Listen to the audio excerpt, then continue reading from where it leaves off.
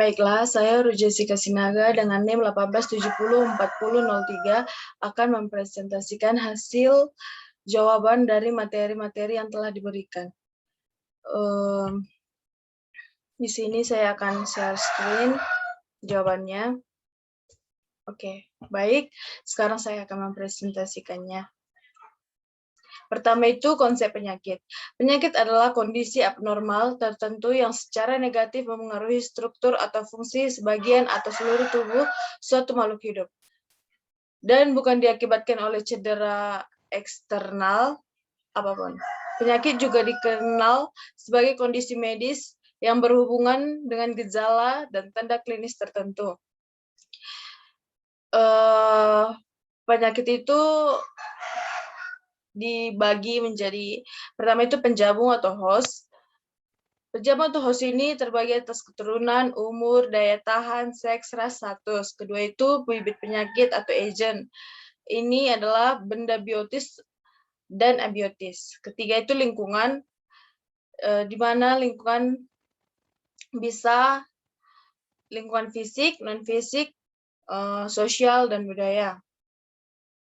Selanjutnya, hipotesis epidemiologi. Pengertian hipotesis dalam epidemiologi adalah suatu teori tentatif yang perlu diuji kebenarannya, dan bidang ilmu kesehatan tersebut berbagai bidang ilmu kedokteran, usaha mencari hubungan sebab akibat terjadi penyakit dalam masyarakat maupun analisis terjadinya penyebaran penyakit dalam masyarakat. Biasanya didahului dengan penyusunan suatu hipotesis.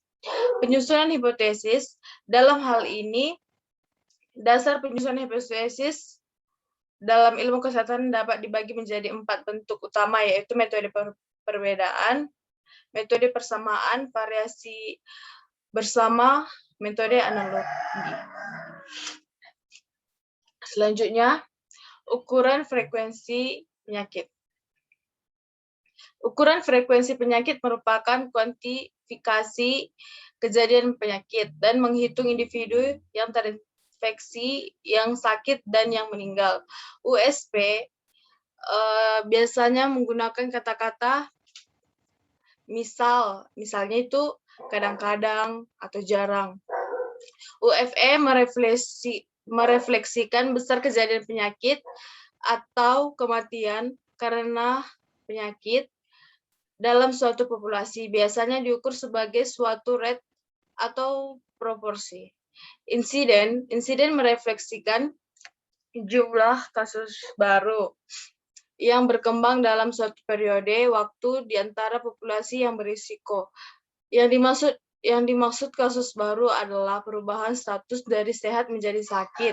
Periode waktu adalah jumlah waktu yang diamati selama sehat hingga menjadi sakit. Insiden ada 2 jenis. Pertama itu insiden kumulatif atau risk atau proporsi insiden. Kedua itu desintas insiden atau insiden orang, waktu, atau tingkat insiden. Selanjutnya itu prevalence. Prevalence merefleksikan jumlah kasus yang ada, kasus lama maupun kasus baru dalam populasi dan suatu waktu atau periode waktu tertentu. Probabilitas bahwa seorang individu menjadi kasus dalam waktu dan periode waktu tertentu. Ukuran prevalence ada 2 macam. Pertama itu prevalence titik, disebut juga prevalence atau proporsi prevalence. Kedua itu prevalence period, disebut juga prevalence tahunan atau prevalence selama hidup. Ukuran mortalitas. Mortalitas merefleksikan jumlah kematian dalam suatu populasi. Pertama itu rasio kematian terhadap kasus atau death to care ratio. Kedua itu infant mortality rate. Ketiga neonatal mortality rate. Keempat post neonatal mortality rate, kelima maternal mortality rate, keenam case fatality rate, ketujuh proportionate mortality, kedelapan proportionate mortality ratio. Ukuran asosiasi. Pertama itu merefleksikan kekuatan atau besar asosiasi antara suatu ekspor faktor resiko dan kejadian suatu penyakit. Kedua, memasukkan suatu perbandingan frekuensi penyakit di antara dua atau lebih kelompok dengan berbagai derajat exposure. Selanjutnya, beberapa ukuran asosiasi digunakan untuk mengestimasi efek. Ukuran rasio atau perbandingan relatif, rasio dua frekuensi penyakit membanding kelompok terpajang dengan kelompok tidak terpajang. Ukuran perbedaan efek, perbandingan absolut, perbedaan antara ukuran frekuensi penyakit suatu kelompok terpajang dan kelompok yang tidak terpajang. Risk difference atau RD, perbedaan kumulatif incidence atau risk antara kelompok terpapar dan kelompok tidak terpapar. Rate difference itu perbedaan incident rate atau incident density antara kelompok terpapar dan kelompok tidak terpapar. Risk ratio adalah rasio antara CL terpapar dengan CL kelompok tidak terpapar. Rate ratio, rasio antara ID terpapar dengan ID kelompok tidak terpapar.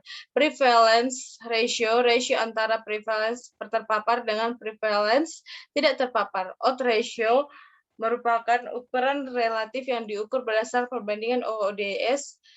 OODS ini adalah menang atau kalah, digunakan untuk penyakit yang sangat jarang digunakan dalam desain kasus kontrol. Desain studi. Desain ekologi. Pertama itu desain ekologis adalah segala bentuk desain yang meminimalisasi dampak destruktif terhadap lingkungan dengan mengintegrasikan diri dengan proses terkaitnya makhluk hidup. Kedua itu desain cross-sectional, merupakan desain penelitian dengan pengumpulan data lebih dari satu kasus atau variabel yang dilakukan dalam satu waktu tertentu. Selanjutnya itu desain penelitian kasus kontrol, dapat digunakan untuk menilai berapa besar peran faktor resiko dalam kejadian penyakit, seperti hubungan antara kejadian kanker serviks dengan perilaku seksual, hubungan antara tuberkulosis pada anak dengan vaksinasi BCG, atau hubungan antara status gizi bayi usia 1 tahun dengan pemakaian KB suntik pada ibu. Rancangan penelitian kohort adalah sebuah rancangan penelitian di mana peneliti berkelompok atau mengklarifikasikan kelompok terpapar dan tidak terpapar. Kemudian diamati contoh desain penelitian kohort sampai waktu tertentu untuk melihat ada tidak efek atau penyakit yang timbul. Studi eksperimental adalah desain studi di mana peneliti memberikan intervensi atau perlakuan dan mempelajari efek intervensi itu. Selanjutnya itu community based adalah model yang penanganan yang berpusat di masyarakat dengan menitik beratkan pada fungsi-fungsi keluarga dan potensi keseluruhan masyarakat. Selanjutnya, bias pengganggu efek modifikasi. Bias adalah sebuah penyajian bahan yang dipenuhi prasangka. Ia juga berarti kesalahan yang konsisten dalam memperkirakan sebuah nilai. Bias juga diartikan bobot yang tidak proporsional, mendukung atau menentang ide atau hal yang biasa dilakukan dengan cara berpikiran tertutup, merugikan, dan tidak adil. Bias dapat dikaitkan dengan ketidaksukaan atau kesukaan, saling bertentangan, atau saling mendukung seseorang atau suatu gagasan. Kedua itu, confounding, atau seringkali dikenal sebagai efek perancu atau pengacau, merupakan bias yang bersumber dari proses pencampuran efek pajanan utama terhadap efek dari dampak risiko luar lainnya atau adanya variabel pengganggu yang digunakan sebagai perancu pada saat analisis yang bahkan tidak menggunakan metode yang tidak diperhitungkan. Confounding juga diartikan sebagai isu yang penting untuk diperhatikan karena kehadirannya dapat mempengaruhi p-value dan besaran resiko yang dapat menyebabkan kesalahan dalam pengambilan keputusan. Pengubah efek atau efek modifier merupakan faktor ketiga yang memodifikasi atau mengubah pengaruh paparan terhadap penyakit. Pengubah efek atau efek modification disebut juga interaksi Meski sama-sama faktor ketiga, pengubah efek berbeda dengan faktor perancu. Selanjutnya, analisis multivariabel. Kayaknya ini udah tadi, guys.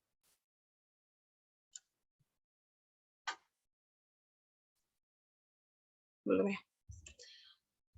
Selanjutnya, analisis multivariabel. Analisis multivariabel adalah analisis yang melibatkan dari satu variabel bebas. Metode analisis multivariat adalah suatu metode statistika yang tujuan digunakan adalah untuk menganalisis data yang terdiri dari banyak variabel serta diduga antar variabel tersebut saling berhubungan satu sama lain. Regresi logistik atau kadang disebut dengan logistik atau model logit dalam statistik digunakan untuk prediksi probabilitas kejadian suatu peristiwa dengan mencocokkan data pada fungsi logit kurva logistik. Metode regresi Poisson merupakan salah satu metode regresi yang digunakan untuk menganalisa data cacahan dengan variabel respon distribusi Poisson atau menyatakan kejadian yang relatif jarang terjadi. Regresi binomial negatif adalah model linear yang berasal dari distribusi Poisson gamma mixture yang merupakan penerapan dari generalized linear model yang menggambarkan hubungan antara variabel independen. Ukuran dan kekuatan sampel dalam studi epidemiologi. Desain studi epidemiologi adalah studi yang mempelajari hubungan penyakit dan paparan dengan mengamati status paparan dan penyakit serentak pada individu-individu dalam suatu populasi atau suatu zat. Ukuran sampel adalah banyaknya individu atau subjek atau elemen dari populasi yang diambil sebagai sampel. Jika ukuran sampel yang diambil terlalu besar atau terlalu kecil, maka akan menjadi masalah dalam penelitian itu.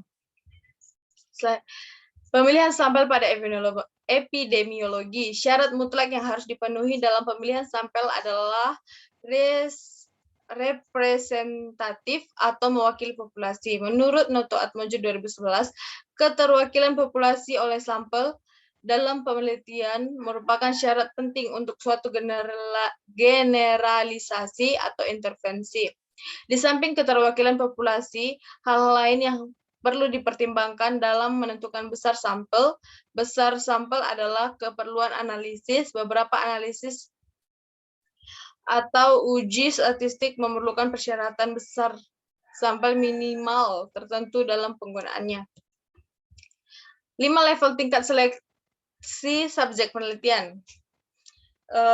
Populasi target, lalu ke populasi sumber, terus subjek yang memenuhi kriteria atau lalu subjek yang masuk dalam penelitian, lalu partisipan studi. Populasi sumber ini adalah subjek yang tidak dinilai. Subjek dinilai tetapi tidak memenuhi kriteria dan subjek tidak bisa diklarifikasi. Subjek yang memenuhi kriteria yaitu eksklusi karena subjek mati tidak mampu bekerja sama, isu administrasi, kerahasiaan, dan tidak mau mengikuti studi. Subjek yang masuk dalam penelitian ini tidak mengikuti studi hingga akhir data hilang dalam penelitian atau lost to the follow-up. Oke, kita selanjutnya ke materi terakhir yaitu pencegahan penyakit. Pencegahan penyakit merupakan mengambil tindakan terlebih dahulu sebelum terjadi pencegahan penyakit tersebut.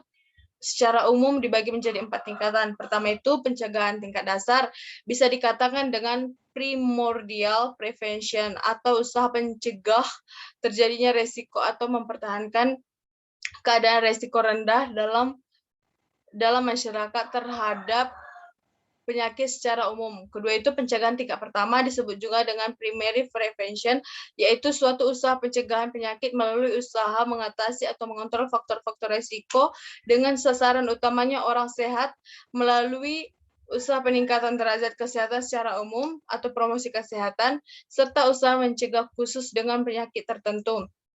Ketiga itu pencegahan sekunder, merupakan pencegahan yang mana sasaran utamanya adalah pada mereka yang baru terkena penyakit atau yang terancam akan menderita penyakit tertentu melalui diagnosis dini serta pemberian pengobatan dengan cepat dan tepat. Keempat itu pencegahan tersier, merupakan pencegahan dengan sasaran utamanya adalah penderita penyakit tertentu dalam usaha mencegah bertambah beratnya penyakit atau mencegah terjadinya cacat serta program rehabilitasi. Kedua itu penyaringan atau screening. Penyaringan screening merupakan suatu upaya untuk menyeleksi orang-orang yang tampak sehat, tidak menderita terhadap suatu penyakit tertentu dari suatu populasi tertentu. Penyaringan ini merupakan suatu usaha untuk mendeteksi penyakit-penyakit tertentu yang tanpa gejala atau tidak tampak dalam suatu masyarakat atau suatu kelompok tertentu dengan melakukan suatu tes. Pemeriksaan secara singkat dan sederhana dapat memisahkan mereka yang sehat terhadap mereka yang kemungkinan besar menderita. Mereka yang dianggap positif selanjutnya diproses melalui diagnosa selengkapnya dan mendapatkan pengobatan yang sesuai. Selanjutnya itu adalah epidemiologi molekuler. Pengertian epidemiologi molekuler tergantung pada siapa yang bertanya. Jika ada yang bertanya kanker epidemiologi, mereka akan mengatakan pada Anda itu adalah penggunaan biomarkers untuk mengukur exposure, untuk mendapatkan awal titik akhir, atau mengukur kerentanan pada pasien. Itu menurut MC Michael 1994. Istilah epidemiologi molekuler digunakan dalam berbagai cara oleh banyak orang yang berbeda. Jadi berguna untuk mengingatkan bahwa epidemiologi berasal dari epidemi yang berasal dari bahasa Yunani artinya pada orang-orang, sedangkan molekul seperti dalam biologi molekuler mengacu pada analisis molekul biasanya berarti asam nukleat dan protein. Selanjutnya itu epidemiologi molekuler baru-baru ini telah didefinisikan sebagai ilmu yang berfokus pada penggunaan biomarkers untuk mempelajari potensi kontribusi genetik dan faktor-faktor resiko lingkungan. Diidentifikasi pada tingkat molekuler dengan etiologi, distribusi, dan pencegahan penyakit dalam keluarga dan seluruh populasi. Selanjutnya itu variasi geografis.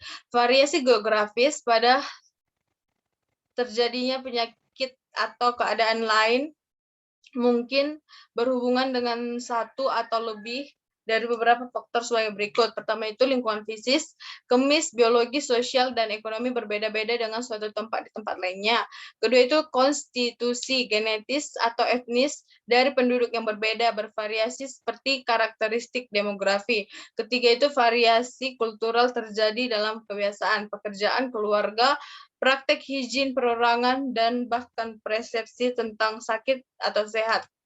Keempat, variasi administrasi termasuk faktor seperti tersedianya dan efisiensi pelayanan medis, program higien, sanitasi, dan lain-lain. Banyak penyakit yang hanya berpengaruh pada daerah tertentu, misalnya penyakit demam berdarah.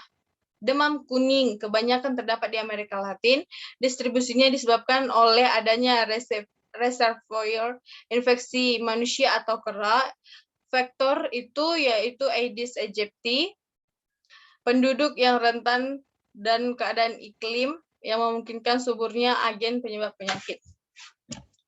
Selanjutnya yang terakhir, udah kelar ya. Oke, sekian presentasi dari saya. Semoga bermanfaat.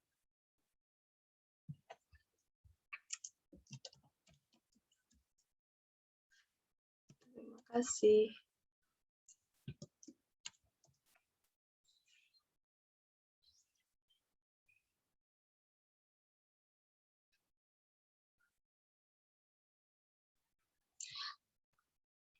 Baiklah, sekian presentasi dari jawaban dari materi-materi yang telah diberikan di mata kuliah metode riset.